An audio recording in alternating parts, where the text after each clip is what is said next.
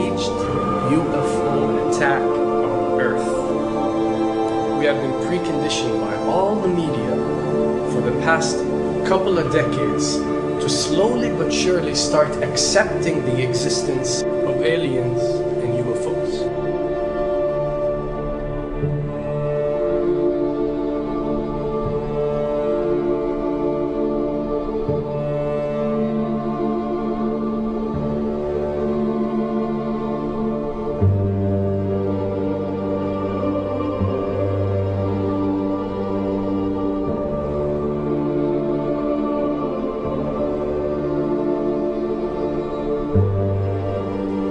I can tell you right now that 99% of every UFO sighting that has ever taken place has actually not been an unidentified flying object, because this has always been military technologies.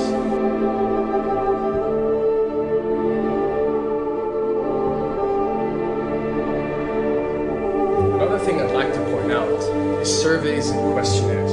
You know, we get surveys and questionnaires all the time, sent out by the state or by the government or by our rulers and our officials and so on and so forth. Do you really think that these ruling powers care about what you think? Do you really think that they're waiting to ask you and receive your answer before making a decision?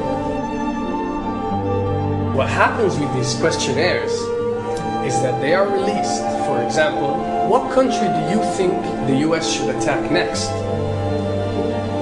And if it yields back results like 70% of the US population believe Iran is the next country that should be attacked, this is actually a study conducted for the effectiveness of the media propaganda that they are using. So when they get such results, they look at it and they be like, all right, amazing. Our media propaganda is working. We are purposely trying to manipulate people to think that Iran should be the next one, and check out the survey results. We're doing a great job in propaganda. That's what it's all about.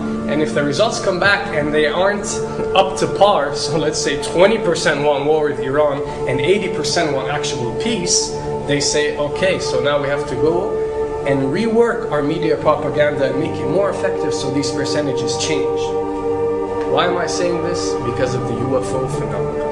Since the 60s, the amount of people who believe in extraterrestrials have skyrocketed, and are only increasing day by day in our modern world. This only confirms the success and the plans that are taking place to first manipulate you to believe in UFOs, and second, to conduct a UFO attack that is going to force the whole world to unite to fight off this enemy and accept the New World Order.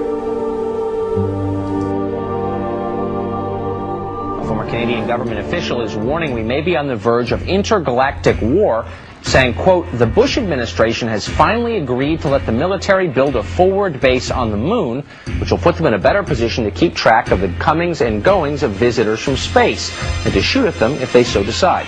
I was introduced to the late Dr. Wernher von Braun in the U.S., the father of rocketry.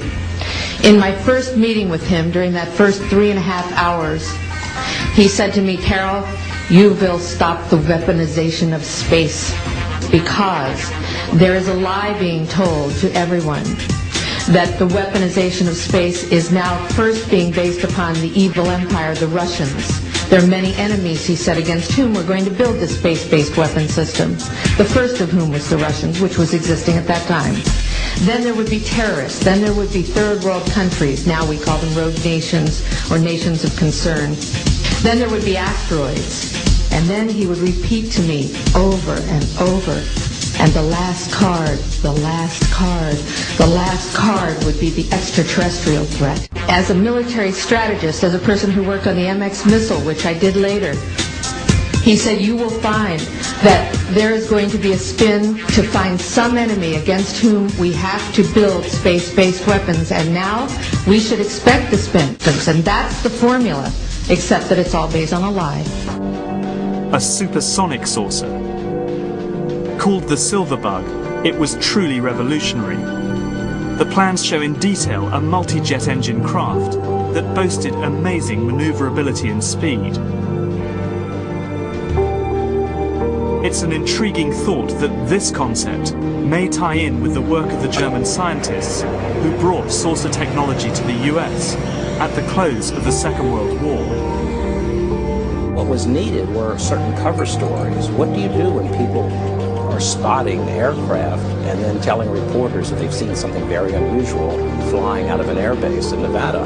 And frankly, this was the origin of a lot of the sightings that took place in the mid-50s, 1954, 55, 56, of unidentified flying objects, the UFOs. So the CIA was involved in encouraging people to believe that, yes, they saw UFOs, and the CIA and the military tried to be very helpful to reporters to get these stories out, to divert the attention of the country, and particularly the people in this region, about what they had actually seen.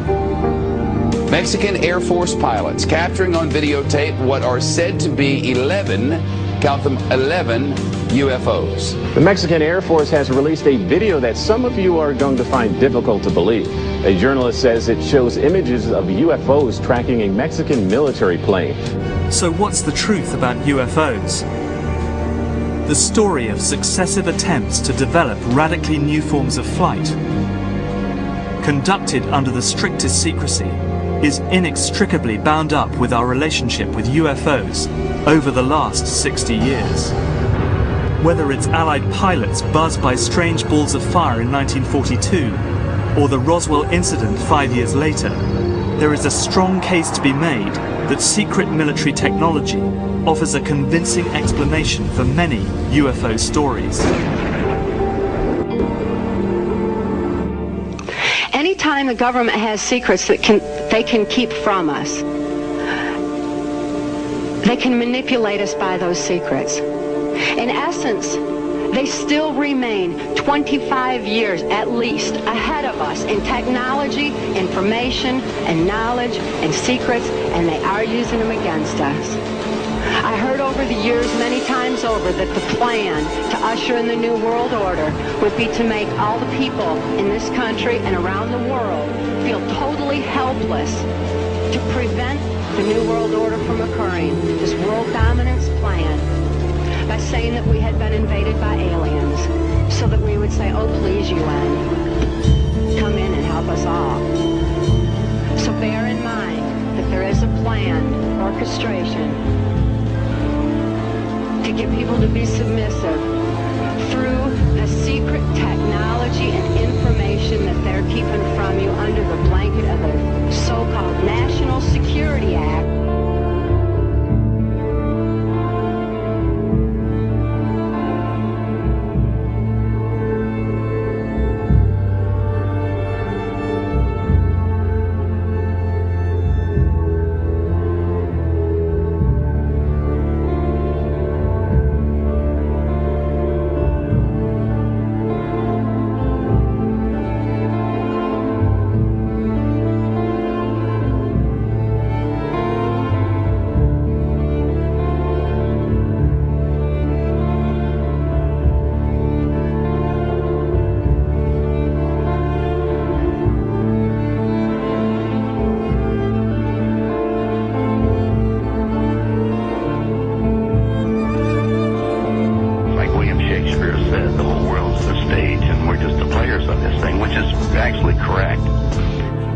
Perhaps we need some outside universal threat to make us recognize this common bound. I occasionally think how quickly our differences worldwide would vanish if we were facing an alien threat from outside this world.